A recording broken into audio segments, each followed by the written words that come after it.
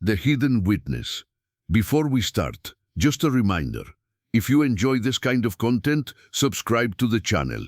Now, let's get to the video. A Mystery of Faith and Shadow. The Discovery.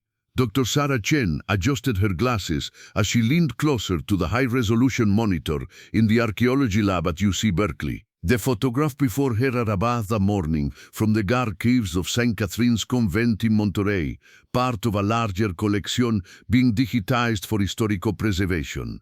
What are those about routine documentation work had suddenly become something far more intriguing. The image, dated from 1905, showed a group of nuns in traditional habits posed in front of a stone wall covered with climbing ivy. Their expressions were serene, hands either folded in prayer or holding rosary beads. The photograph bore the typical signs of age: slight cracks, faded edges, and the sepia tone that spoke of more than a century's passage. Sarah had been applying various digital filters to enhance the image quality when something extraordinary emerged from the shadows. Between two nuns in the back row, barely visible in the original photograph, a hooded figure had materialized under the contrast enhancement. The figure appeared to be observing the group, its face completely obscured by shadow, its posture suggesting silent watchfulness. "It's impossible," Sarah murmured, checking her equipment settings. She had been working with historical photographs for over a decade, and she knew the difference between digital artifacts and genuine photographic anomalies. Her colleague, Dr. Marcos Webb, looked up from his own workstation. "Find something interesting? Marcos, you need to see this." Sarah's voice carried a mixture of excitement and bewilderment que se que Marcos immediately abandoned his own work.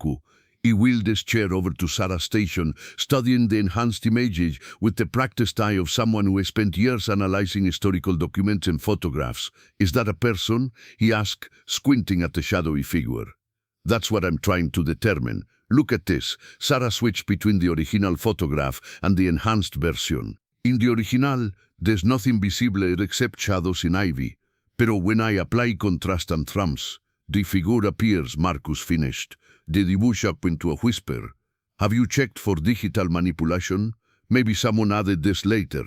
Sarah shook her head. "I've run every test I can think of. The metadata shows no signs of digital alteration, and the grain structure is consistent throughout the image. If this is a hoax, it's incredibly sophisticated." Marcus studied the photograph more carefully.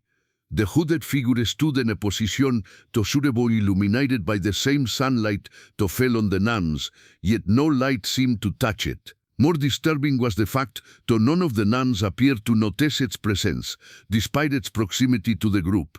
"Que eram dem foren todos el photograph, todas vodka of Sofernans, in a convent archives with a note indicating it was taken during the feast of Saint Teresa in October 1905. The photographer was apparently a local man named William Hartley, who documented various religious ceremonies in the area. Sarah pulled up additional files on her computer. "I've been researching the convent's history. St. Catherine's was established in 1889 by a group of Carmelite nuns who came from Spain. The building itself was constructed on land that had previously been part of a Spanish mission. Any records of unusual incidents around that time? That's where it gets interesting." Sarah opened another document. "I found several diary entries from the Mother Superior, Sister Magdalena, dating from 1905. She mentioned strange presences and unexplained shadows in the convent grounds. She also wrote about feeling watched during their daily prayers." Marcus leaned back in his chair, processing the information. Could be coincidence. Old buildings, religious atmosphere, suggestible minds? Maybe. But look at this. Sarah zoomed in on the hooded figure. "See how the fabric appears to have texture and weight? This isn't just a shadow or a trick of light. There's substance here, even if we can't see the face." The more they studied the images, the more unsettling it became. The figure's posture suggested awareness and intention, as if it had deliberately positioned itself to observe the ceremony. Yet the presence opziona existe in a different realm, to the nuns, untouched by the naturali que illuminate everything else in a photograph. "We need to contact a convent." Sarah's opziona fanolai. "See if they have any additional records or stories about this photograph." "Are you sure that's wise? We don't even know what we're looking at yet." Sarah's opziona work and turned to face Marcus. "That's exactly why we need to investigate further. If this is genuine, If there really was someone or something in that photograph that wasn't supposed to be there, it could change our understanding of the historical record. Or it could be a very old hoax that we're falling for. Only one way to find out. That evening, Sarah remained in the lab long after Marcus had gone home. She continued to analyze the photograph, applying different filters and enhancement techniques. Each method revealed new details about the mysterious figure, the quail the hood fell over the face, the positioning of what appeared to be hands beneath the cloak, the slight lean forward that suggested intense observation. Sarah printed out several versions of the enhanced image and spread them across her desk. She had worked with enough historical photographs to recognize the signs of period-appropriate clothing and posture. The figure's garments appeared consistent with early 20th century religious or monastic wear, but there was something indefinably different about them, as if they belonged to a slightly different time or tradition. Her phone buzzed when a text message from her graduate assistant, Jennifer, found something interesting about William Hartley. Can we meet tomorrow? Sarah replied quickly, absolutely, first thing in the morning. As she prepared to leave the lab, Sarah took one last look at the photograph. In the quiet of the empty building, with only the hum of computers for company, the image seemed to take on a life of its own. The hooded figure appeared to be watching her just as intently as it had watched the nuns over a century ago. She gathered her materials and headed for the door, but couldn't shake the feeling that she was being observed. The sensation followed her all the way to her car and didn't dissipate until she was safely home, doors locked, with the lights on throughout her apartment. That night, Sarah dreamed of stone walls covered in ivy, of women in white habits praying in the California sunshine, and of a dark figure that watched from the shadows, patient and eternal, waiting for someone to finally notice its presence. When she woke, she found herself more determined than ever to uncover the truth behind the hidden witness in the 90-sound foco de Raf. Little did she know that her investigation would lead her into a mystery that stretched back far beyond the founding of St. Catherine's convent, into the very foundation of Fenari and the natural spiritual presence itself. Jennifer Martinez arrived at the lab early the next morning, carrying a thick folder and wearing the excited expression of someone who had spent the night uncovering secrets. As Sarah's graduate assistant, Jennifer had developed a talent to finding obscure historical details that others missed. You're going to want to sit down for this, Jennifer said, spreading documents across the conference table. William Hartley wasn't just any photographer. Sarah poured herself coffee and settled into a chair. What did you find? First, the basics. Hartley was born in 1872 in San Francisco. Startó as a portrait photografora, parcialmente fascinated with as quadro as cultori. The headline read, Local photografora accused of supernatural hoax. The accompanying photograph showed a stern-faced man with intense eyes and a meticulously groomed beard. But here's where it gets interesting, Jennifer continued. After the investigation, Hartley disappeared from San Francisco. The next record I found of him is in Monterey, where he apparently worked for free, documenting religious ceremonies and events. For free, according to the records for St. Catherine's, Hartley never charged the convent for his services. In fact, he seemed to seek out religious communities, offering to photograph their ceremonies without payment. Jennifer opened another folder. I also found this in the Monterey County Historical Society archives. She handed Sarah a handwritten letter dated September 9. Sarah read aloud. Reverend Father, I write to inform you of my continued studies in the documentation of spiritual manifestations. My recent work at St. Catherine's has yielded results that I believe require the attention of someone with your theological expertise. I have captured images that suggest the presence of entities not visible to the naked eye, yet clearly present during sacred ceremonies. Did you find Father Santos's response? That's the strange part. There's no record of a response, and Father Santos dia Formor Santos deceased 2 weeks after this letter was dated. Heart attack according to the death certificate. Sarah felt a chill run down her spine. What happened to Hartley after that? He vanished. Completely. The last record of him is a hotel registry in Monterey dated October 15, 10 assigned to Legfit, just 5 days after the photograph at St. Catherine's was taken. Jennifer pulled out photocopies of additional documents, but I did find this in his hotel room, according to the police report filed, when the hotel owner became concerned about his disappearance. The documents were pages from what appeared to be a journal, written in Hartley's careful handwriting. Sarah read the entries with growing unease. The October 8 to 9, the sisters remain unaware. Para senseri watches de musomaldi non tesite los succestas per pasome funto mai observation. Tomó fote scientifici, y comor pichabe tomais per commenten o pufad, deciso dos pado mexinin, y zjordin prepipim, tomo betate dem bisin country atvia, dialom pinto pufagel de kid, au primen saim sentodo, ustidrito zimstas in wismos. Tomoi canisumel forsto, Jan Krafto, Dickenus Convent has existed. October 12, 1905, y have made a terrible discovery. Research on the land's history reveals that St. Catherine's was built upon the site of a much older structure. Spanish records from 1769 mention a hermitage where a monk named Brother Francisco lived in solitude until his mysterious disappearance. Local indigenous people warned the Spanish that the area was haunted by a spirit they called El Vigilante, the Watcher. Sarah looked up at Jennifer. Did you verify this information about Brother Francisco? I'm still working on that, but I did find something else. Jennifer handed her a map of the Monterrey area from 1769. Look at this marking. The map showed the coastline and inland areas with various Spanish notations. In the area where St. Catherine's now stood, there was indeed a small symbol with the notation Hermita de San Francisco, St. Francis's Hermitage. There's more, Jennifer said, producing another document. This is from the Monterrey Presidio archives. A report from Captain Juan Bautista de Anza mentions investigating the disappearance of Brother Francisco in 1770. According to the report, the hermitages was found empty except for the monk's habit, which was discovered kneeling in the chapel as if in prayer, aquello cuando tentobadi inside it. Sarah studied the documents, her mind racing to process the implications. So we have a monk who disappeared mysteriously 1770. A fotografía como hay captura espiritual presences en toban renashti 1905 filthic. En a fotografía como vino completo y mil con aleconasto. En a todo fokenkans. Avken todas asio como terkenterko to no kilantino. En fenda po milemon dium biamosa danundi, wa todos unifesin.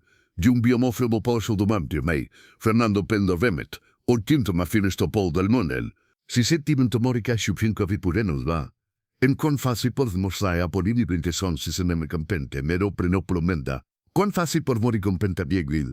Don't want to say too much over the phone, but the Sister Agnes seemed very interested when I mentioned we were researching the 9,000 disciple ceremony. She invited us to visit the convent. Sarah looked again at Hartley's journal entries. The photographer's final entry was dated October 14th, 19... I understand now why I was drawn to this place, why my camera captured others cannot see.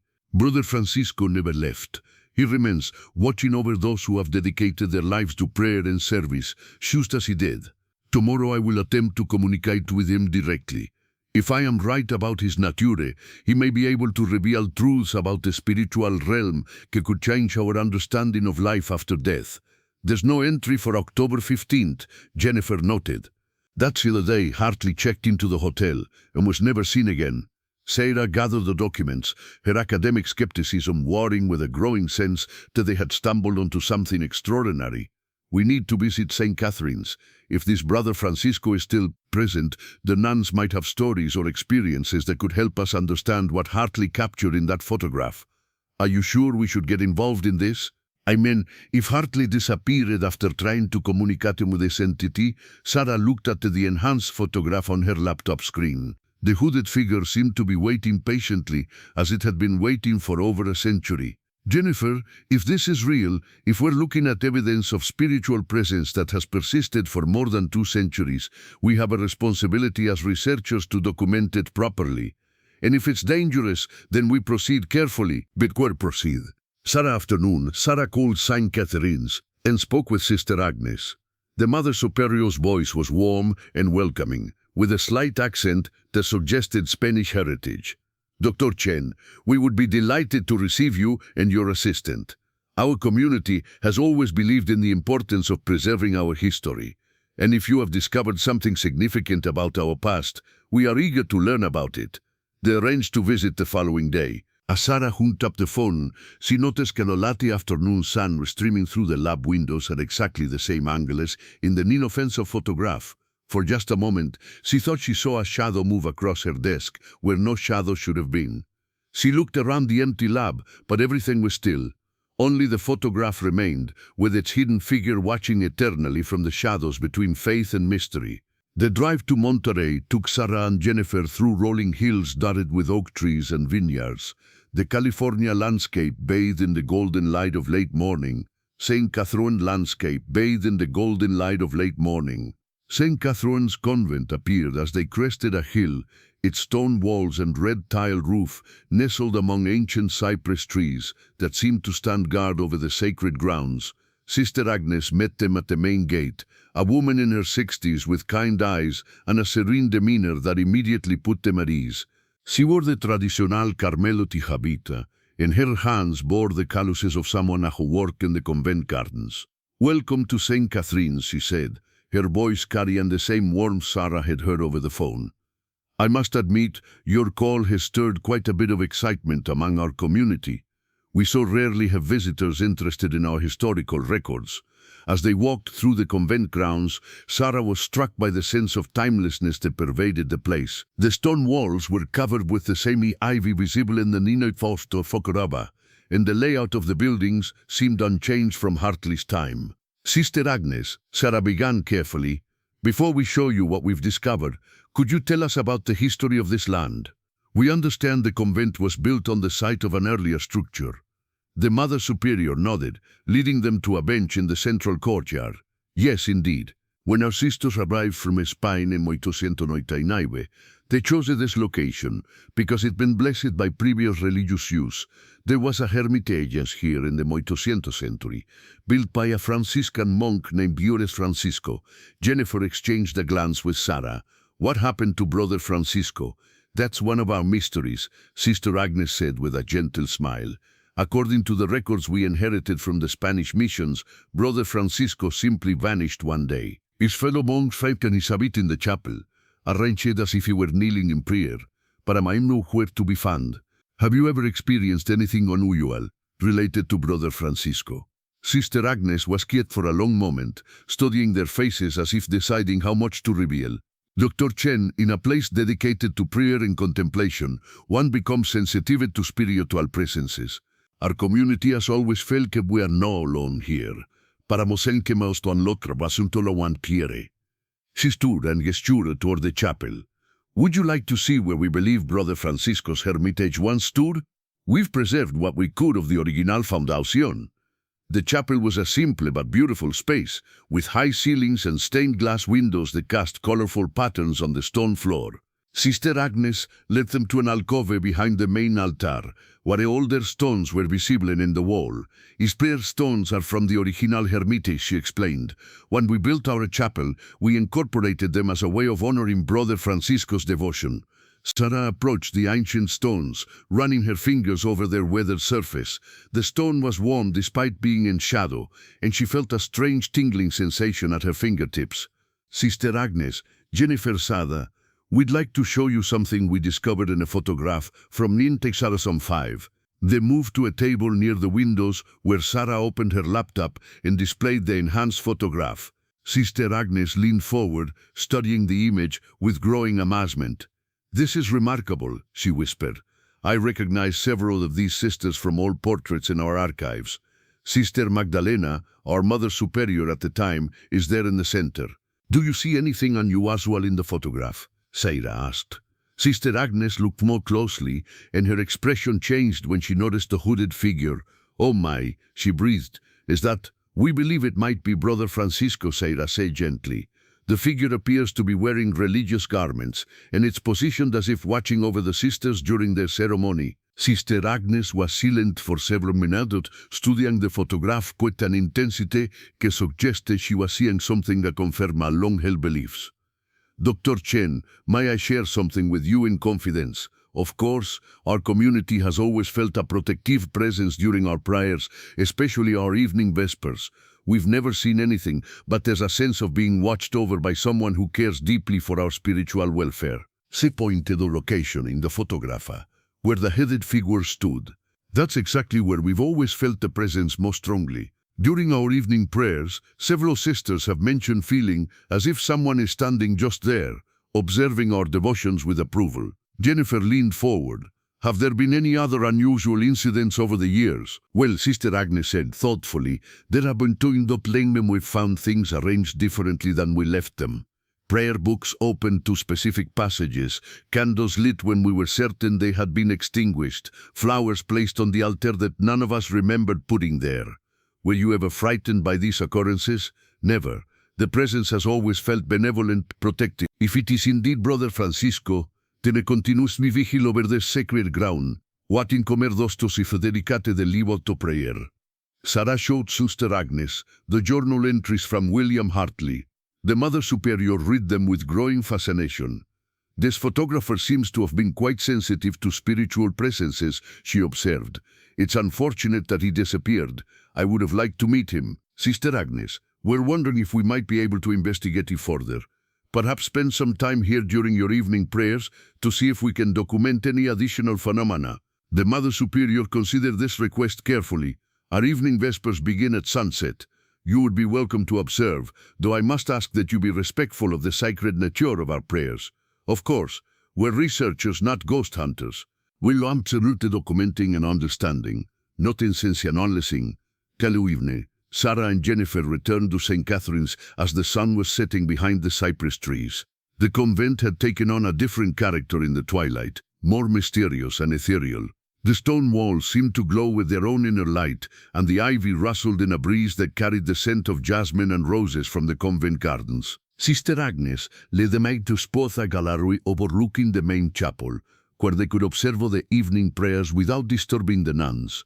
As the sisters filed into the chapel in their white habits, Sarah was struck by similar the same was to the night sign Focobite. The nuns arranged themselves in 2 rows facing the altar, their voices rising in harmonious chant as they began their vespers. The sound was hauntingly beautiful, echoing off the stone walls and creating an atmosphere of profound peace. Sarah set up a digital camera with night vision capability, hoping to capture any anomalies that might appear. As the prayers continued, she noticed that the temperature in the gallery seemed to drop several degrees, and the air took on a quality that made every sound seem more significant. It was Jennifer who first noticed the change. She gripped Sarah's arm, and pointed toward the alcove, where the original hermetic stones were visible. A shadow had appeared there, darker than the surrounding darkness, and it seemed to have substance in forma. Sarah adjusted her camera settings and began recording. Through the viewfinder, she could see what appeared to be a figure in religious robes, standing in the exact position where the hooded figure had appeared in the middle section C photograph. The figure was watching the nuns with what seemed like paternal affection, its posture suggesting deep satisfaction when their devotions.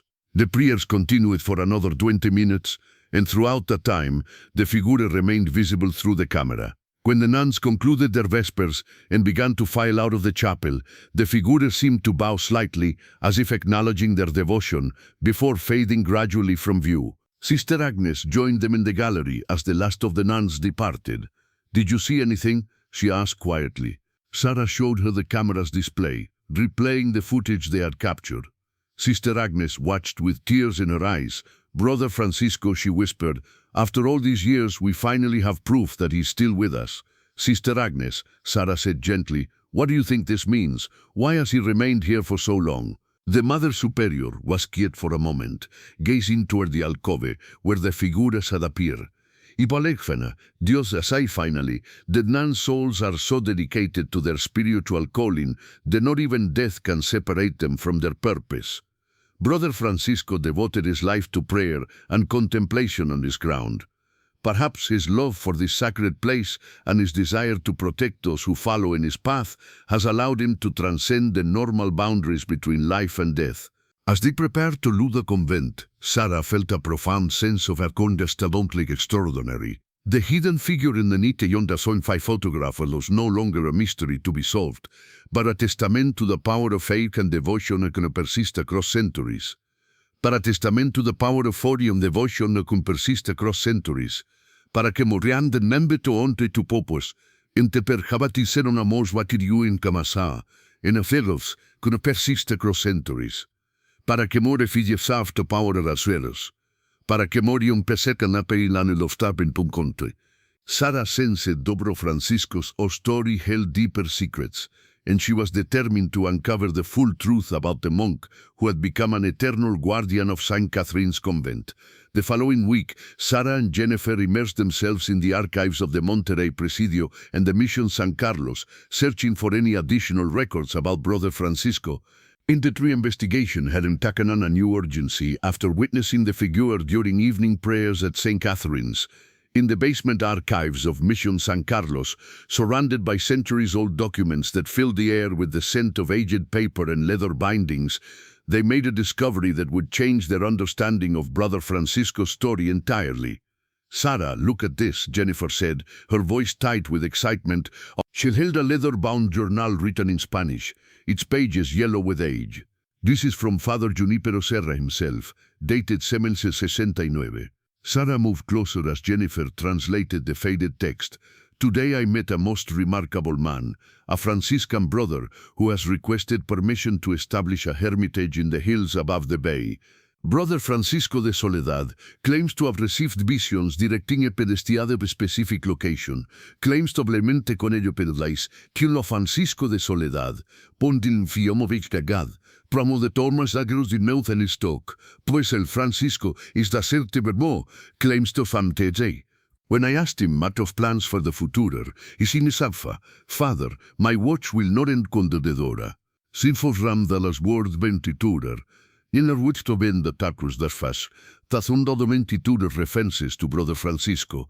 Talectu naumusem lobios and sin consumed by mystical experiences, and an unshakable belief that he had been chosen for a divine purpose." In an entry dated December 1769, Father Serra rubaba, "Brother Francisco has completed the hermitages and begun his solitary life of prayer. The local Olone people speak of him with a mixture of reverence and fear. They call him El Monje Eterno, the eternal monk, and claim their shamans have prophesied that his spirit will never leave this place. The indigenous people knew Serra Sela Sua. They predicted what would happen." Jennifer found an crucial documento in a different archive, a report from Captain Juan Bautista de Anza que provided details about Brother Francisco's disappearance. The Hermitage was found undisturbed, with no signs of struggle or departure. Brother Francisco's habit was discovered in the chapel, arranged in a kneeling position before the altar. Most peculiar was the fact that the habit retained its shape, as if the brother was still wearing it, though nobody was present. Local Olen leaders, when questioned, insisted that Brother Francisco had not died but had joined the Eternal Watch. They refused to elaborate on this statement. Sarah leaned back in her chair, processing the implications. "It sounds like Brother Francisco didn't simply disappear. He transformed somehow. But into what?" Their answer came from an unexpected source. Elena Ramirez, a professor of indigenous studies at ICE Santa Cruz, had heard about their research through academic networks and contacted them with information about Olone spiritual beliefs. The Olone had a concept called eternal guardians, Dr. Ramirez explained during a video call. These were individuals who were so dedicated to protecting a sacred place that their spirits would remain bound to that location after death, watching over it for generations. How did someone become an eternal guardian? Sarah. According to Olone tradition, it required three elements: an unbreakable spiritual commitment to the place, a ritual of binding performed at the moment of transition, and the acceptance of the land spirits themselves. The person would essentially sacrifice their chance for normal, afterlife, passage, in order to remain as a protector. Jennifer showed Dr. Ramirez the enhanced photograph. The professor studied it carefully before speaking. "This is remarkable. The posture, the positioning, it's exactly how Olonorial traditions describe the eternal guardians. They were said to be visible only to those with spiritual sensitivity or during moments of heightened sacred activity. Like religious ceremonies," Sarah said. "Exactly. And they were always described as benevolent protectors, watching over those who honor the sacred nature of their territory. Dr. Ramirez sent them additional materials about Ohlone beliefs, including translations of oral histories that had been recorded in the early 20s. One passage was particularly relevant. The Spanish monk who came to the sacred hill understood the old ways better than his own people. He learned from our shamans the ritual of eternal binding, choosing to become one with the land rather than pass to the Christian heaven. He watches still, protecting all who come to pray on the sacred ground, regardless of their faith. Armed with this new understanding, Sarah and Jennifer returned to St. Catherine's to share their findings with Sister Agnes. The Mother Superior listened with fascination as they explained the concept of eternal guardians and Brother Francisco's apparent transformation. "It makes perfect sense," Sister Agnes said thoughtfully. Brother Francisco found a way to honor both his Christian faith and the indigenous spiritual traditions of this land. He became a bridge between two worlds, protecting all who seek the divine in this place. "Sister Agnes," Sarah said, "we'd like to try something. Based on what we've learned about Ohlone traditions, there might be a way to communicate more directly with Brother Francisco." The Mother Superior raised an eyebrow. "What did you have in mind?" The Ohlone believed that eternal guardians could manifest more fully during specific lunar phases and when approached with proper respect and offerings. Tomorrow night is the new moon, which was considered the most powerful time for such communication. And the offerings? Jennifer consulted the notes. Traditional items would include sage, water from a sacred spring, and something representing the continuity of faith. Perhaps a prayer or religious text that connects his time to ours. Sister Agnes was quiet for several minutes, clearly weighing the spiritual implications of what they were proposing. "I must pray about this," she said finally. "If Brother Francisco has indeed become an eternal guardian, then he deserves our respect and proper acknowledgement. But we must approach this with reverence, not as an experiment but as a sacred encounter." The next evening, Sister Agnes led Sarah and Jennifer to the chapel as the new moon rose invisible in the dark sky. The Mother Superior had spent the day in prayer and consultation with her community, and she had decided that their investigation served a higher purpose. "Our sisters have always felt Brother Francisco's presence," she explained, as they arranged the traditional offerings in the alcove. "If we can finally acknowledge him properly, perhaps we can strengthen the spiritual protection he provides."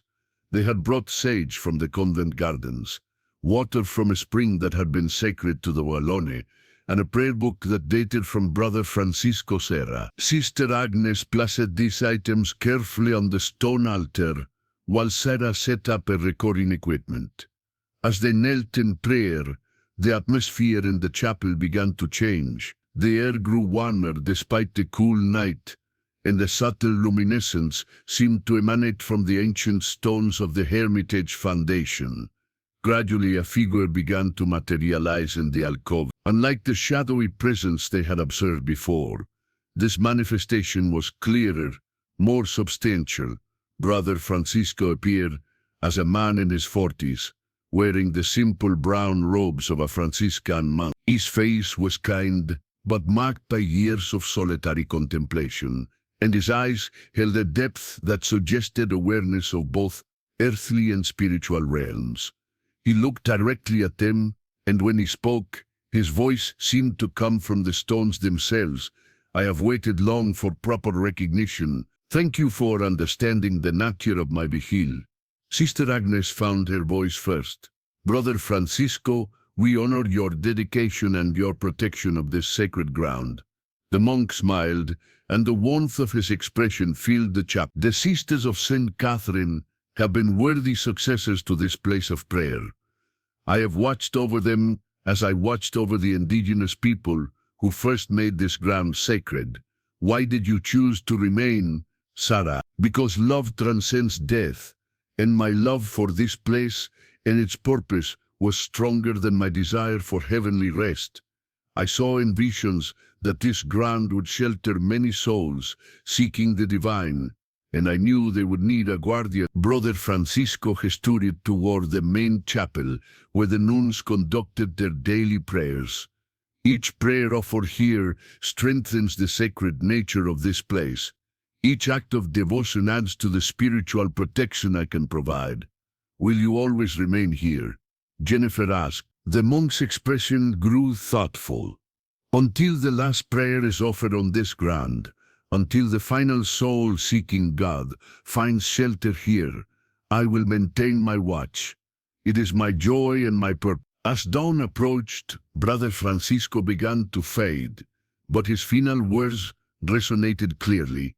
Tell others that love and faith can transcend any boundary, even death itself. This is the true miracle, not that I remain, but that devotion can be eternal. When the manifestation ended, Sarah, Jennifer, and Sister Agnes sat in a weird silence. They had not only solved the mystery of the hidden figure in the Nintiadaw Fintomerupact Gav, but had encountered a owl whose love had literally transcended death to serve others. As they left the chapel, Sister Agnes spoke quietly. Now we understand why our prayers here feel so powerful, why this place has always felt so protected. Brother Francisco's eternal vigil has blessed every moment of worship in this sacred space. Sarah knew that their discovery would challenge conventional understanding of life, death, and the power of spiritual devotion. But more importantly, they had documented proof that love and faith could indeed create miracles that endure across centuries. 3 weeks after their encounter with Brother Francisco, Sarah received an unexpected phone call that would add another layer to their already extraordinary investigation. The caller identified himself as Dr. Robert Hartley, a retired professor of religious studies from Stanford University. Chen, I understand you've been researching my great-grandfather, William Hartley, and his work at St. Catherine's Convent. Sarah nearly dropped her coffee cup.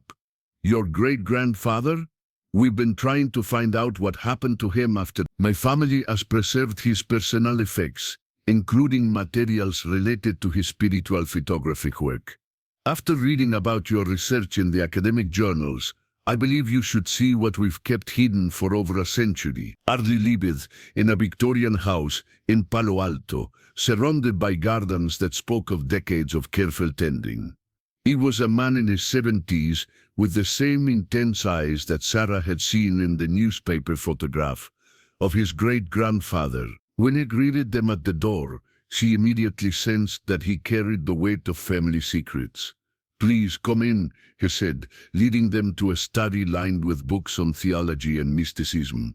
What I'm about to show you has never been seen outside our family. My great-grandfather left specific instructions that these materials should only be revealed when someone else had independently discovered the truth about Brother Francisco. He opened an antique trunk and carefully removed several items. Additional photographs, more journal pages, and what appeared to be a letter sealed with wax. William didn't disappear in 19. He chose to leave his old life behind after his encounter with Brother Francisco. These documents explain why. He handed Sarah a photograph that made her gasp. It showed the interior of St. Catherine's Chapel, but instead of nuns, a single figure knelt before the altar, William Hartley himself, his camera equipment beside him. Standing behind him, clearly visible and solid, was Brother Francisco, his hand resting on the photographer's shoulder in a gesture of blessing. My great-grandfather was able to see Brother Francisco with his naked eye, Dr. Hartley explained. The monk appeared to him during his final night at the convent and revealed the true nature of his eternal vigil. Jennifer studied the photograph with amazement. The clarity is incredible. Brother Francisco looks completely solid, completely present. According to William's journals, Brother Francisco told him that certain individuals are born with the ability to perceive spiritual presences. William's gift for capturing spirit in photographs wasn't fraud, it was a genuine psychic ability that allowed him to document things others couldn't see. Hartley opened his great-grandfather's final journal entry, dated October 5. Brother Francisco has revealed to me the true purpose of my gift.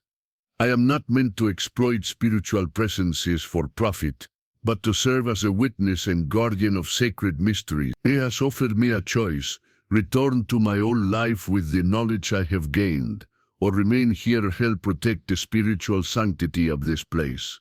Sarah looked up from the journal. He chose to stay.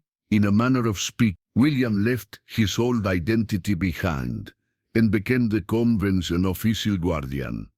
He lived in a small cabin in the hills above St. Catherine's, documenting the spiritual life of the community and serving as an intermediary between Brother Francisco and the living world. Dr. Hartley showed them more photographs spanning several decades, images of nuns at prayer with Brother Francisco visible among them, pictures of the convent grounds showing orbs of light and mysterious figures, and portraits of William himself as he aged. All this with a serene expression that spoke of deep spiritual fulfillment. He lived until 1952, Dr. Hartley continued. 47 years of documenting the miraculous. The nuns knew about him, of course, though they kept his presence secret from the outside world. He became part of their extended spiritual family. What happened to him in 1952? Jennifer asked. Dr. Hartley's expression grew solemn.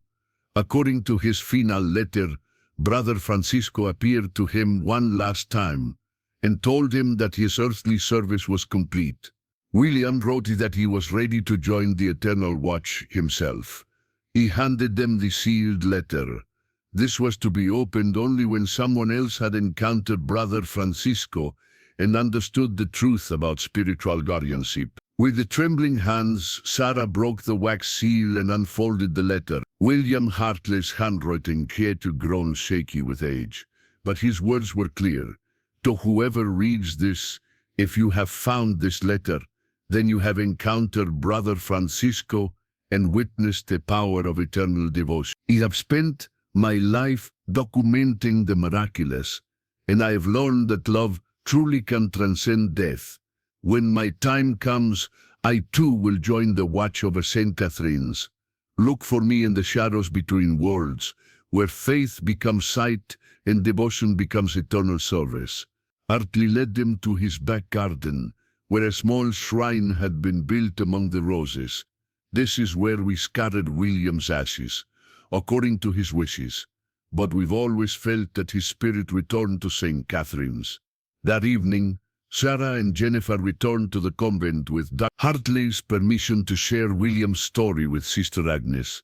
The Mother Superior listened with tears in her eyes as they revealed the photographer's true fate. We always wondered about the mysterious benefactor who left flowers on our altar and maintained the grounds so beautifully, Sister Agnes said.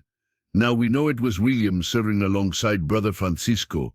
Sister Agnes, Sarah said, we'd like to try one more experiment. If William Hartley has indeed joined Brother Francisco as a spiritual guardian, perhaps we can document both of them together. That night, they gathered once again in the chapel during evening prayer. Sarah had brought William's original camera equipment, which Dr. Hartley had loaned them for the investigation. As the nuns chanted their vespers, the familiar presence of Brother Francisco became apparent in the alcove. But this time he was not alone. A second figure materialized beside him, an elderly man with a camera documenting the prayers with the same reverence he had shown in life. William Hartley had indeed joined the Eternal Watch, serving as the photographer of the sacred, capturing moments of divine connection for posterity. Through her modern digital camera, Sarah recorded both figures as they observed the nuns' prayers with paternal affection. Brother Francisco and William Hartley, separated by centuries in life, but united in their dedication to protecting and documenting the sacred, had become eternal partners in guardianship. As the prayers concluded, Both figures turned toward Sarah's camera and nodded, as if acknowledging her role as the next link in the chain of witnesses. Then they faded gradually, returning to their invisible vigil over the convent grounds. Sister Agnes approached Sarah as they prepared to leave. "Dr. Chen, you've given us a tremendous gift. We now understand that our community is protected not just by Brother Francisco, but by all those who have chosen to dedicate themselves eternally to this sacred place. What will you do with this knowledge?" Sarah asked. "We'll honor them properly. We'll include William Hartley in our prayers, alongside Brother Francisco, acknowledging both guardians who watch over us.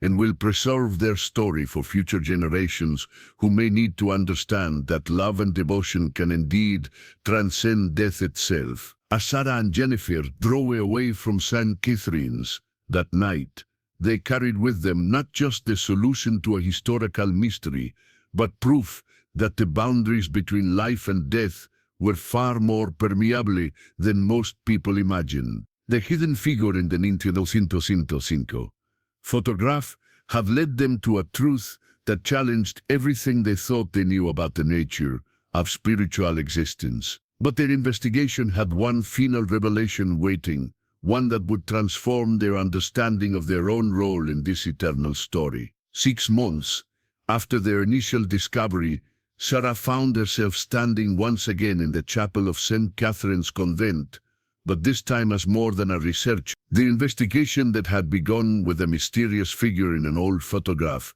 had evolved into something far more profound, a calling that she was only beginning to understand. The academic world had reacted to their published findings with a mixture of fascination and skepticism. While some colleagues dismissed their work as elaborate fiction, others recognized the meticulous documentation and compelling evidence they had presented. More importantly, their research had attracted the attention of other investigators who had encountered similar phenomena at religious sites around the world. Margaret O'Sullivan, from Trinity College Dublin, had contacted them about mysterious figures appearing in photographs taken at ancient Irish monasteries. Professor Kenji Nakamura from Kyoto University shared images from Buddhist temples where monks reported the presence of long-dead masters during meditation sessions. A pattern was emerging that suggested spiritual guardianship was not unique to St. Catherine's, but part of a global phenomenon. "We're documenting something that has always existed," Sarah explained to Jennifer, as they prepared for what they sensed would be their final formal investigation at the convent. Eternal guardians watching over sacred places, protecting the spiritual seekers who come after them. Sister Agnes had invited them to witness a special ceremony, the blessing of a new chapel that the convent was building to honor Brother Francisco and William Hartley. The construction had been funded by an anonymous donor who had been moved by their story, and the chapel would serve as a place where visitors could learn about the eternal guardians and their continuing vigil. As the blessing ceremony began, Sarah noticed something extraordinary happening. Brother Francisco and William Hartley appeared more clearly than ever before, standing beside the altar as if they were participating in the dedication of their memorial. But they were not alone. Other figures had joined them, spiritual presences that seemed to be guardians from different eras, all drawn to witness this moment of recognition. Through her camera, Sarah could see what appeared to be Native American shamans, Spanish missionaries, and other individuals whose spiritual devotion had bound them to this sacred ground across the centuries. The chapel was filled with an invisible congregation of eternal guardians, all united in their dedication to protecting those who sought the divine. As the ceremony concluded, Brother Francisco approached Sarah direct. Unlike their previous encounters, this manifestation felt different, more urgent, more purposeful. "Sarah Chen," he said, his voice resonating with authority that transcended the physical world, "you have served well as a witness to our existence, but your role is not yet complete." "What do you mean?" "The world is changing. Sacred places are being forgotten, spiritual traditions are being lost. The network of eternal guardians needs new allies in the physical world, people who can kin the gap between the seen and unseen realm. William Hartley steps forward, his camera still in hand. We need documentarians, Sarah. People who can capture and preserve the evidence of spiritual presence for future generations who may lose the ability to see us directly. Sarah felt a profound shift in her understanding of her purpose. You're asking me to become a guardian myself? Not in the way we have, Brother Francisco clarified. You will remain in the living world, but you will serve as our voice and our witness. You will seek out other sacred places where guardians watch and wait, documenting their presence and preserving their stories. Jennifer stepped forward. What about me? What's my role in this? William Hartley smiled. Every guardian needs assistant, someone to help carry the burden of proof and testimony. Your skills in research and documentation are essential to this mission. Over the following weeks, Sarah and Jennifer received what they could only describe as spiritual guidance about their new calling. They began to understand that their investigation at St. Catherine's had been a training ground, preparing them for a larger mission that would take them to sacred sites around the world. Their first assignment came through a dream that both women shared simultaneously. They saw a medieval cathedral in France where monks reported strange occurrences during their evening prayers. A photograph from 1923 showed a group of Benedictine brothers, and in the shadows behind them, a figure that bore striking similarities to the hidden presence they had discovered at St. Catherine's. As they prepared for their journey to France, Sarah reflected on how dramatically her life had changed. She had begun as a skeptical academic, focused on empirical evidence and rational explanation. Now she found herself serving as a bridge between worlds, documenting spiritual realities that challenged every assumption about life, death, and the nature of existence itself. The night before their departure, they returned to St. Catherine's for a final blessing from Sister Agnes and their eternal guardians. The chapel was filled with the presence of Brother Francisco, William Hartley, and the other spiritual protectors who had revealed themselves during the dedication ceremony. Remember, Brother Francisco told them, you carry the responsibility of truth. The world needs to know that love and devotion can transcend death, that sacred places are protected by those who have chosen eternal service over heavenly rest. William Hartley handed Sarah what appeared to be a spiritual version of his original camera. This will help you see what others cannot. Use it wisely and always with respect for the sacred mysteries you encounter. As dawn broke over the California hills, Sarah and Jennifer stood in the convent courtyard, surrounded by the invisible presence of their guardians. They were no longer simply researchers investigating a historical mystery. They had become part of an eternal network of protectors and witnesses dedicated to preserving the evidence of spiritual presence in a world that desperately needed to remember the reality of the sacred. Sister Agnes, embrace them both. Then both, go with our prayers and our blessing. You carry the light of truth into a world that has forgotten how to see miracles. As they drove away from St. Catherine's, Sarah looked back one final time. In a rearview mirror, she could see Brother Francisco and William Hartley standing at the convent gates, watching over their departure with the same protective care they had shown for over a century. The hidden figure in the 1925 photograph had led them to a truth that transformed not only their understanding of history, but their very purpose in life. They were now guardians themselves, protectors of sacred mysteries, witnesses to the eternal power of love and devotion. Their investigation at St. Catherine's was complete, but their real work was just beginning. Around the world, other sacred places waited with their own hidden figures, their own eternal guardians, their own stories of love that had transcended death itself. Sarah and Jennifer drove toward the airport, carrying with them the profound knowledge that they were part of something infinitely larger than themselves, a network of souls dedicated to protecting the sacred, preserving the miraculous, and proving to the world that some things are indeed eternal. The photograph that had started their journey now rested in a place of honor at St. Catherine's, no longer a mystery, but a testament to the truth they had discovered, that love, faith, and devotion can create guardians who watch over the sacred places of the world, protecting all who seek the divine, regardless of time, death, or the boundaries between worlds. In the end, they had not simply solved a historical puzzle, they had become part of an eternal story, one that would continue long after their own earthly service was complete, carried forward by others who would be called to witness the miraculous and preserve the evidence of love's triumph over death itself.